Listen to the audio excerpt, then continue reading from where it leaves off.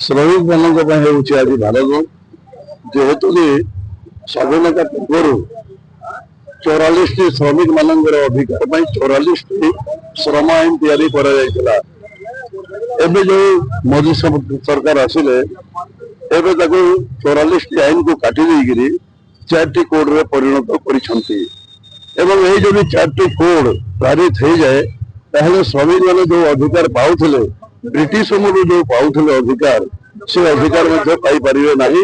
Total ଗୋଲାମ କିରକଦାସ ହିସାବରେ ରହିବେ। ଆଜି କେବଳ ଏବେ ଯୋଉ ଶ୍ରମିକ ସେ ଶ୍ରମିକ ନୁହନ୍ତି। ଆଗାମୀ ଦିନରେ ଆପଣଙ୍କର ଦେଖନ୍ତୁ ଯେ ଆଜି ଆମର ପୁଅ ଆମର ନାତି ଭବିଷ୍ୟତରେ ଏଇମାନେ ହିଁ ଶ୍ରମିକ ହେବେ।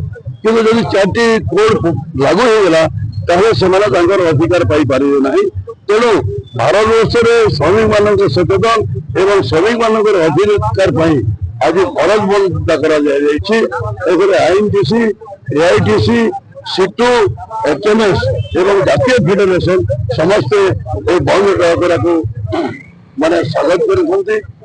ଆଉ ଏ ବନ୍ଦ ପାଳନ କରିବା ପାଇଁ ସଫଳ କରିବା ପାଇଁ ସମସ୍ତେ ଉଦ୍ୟମ କରୁଛନ୍ତି।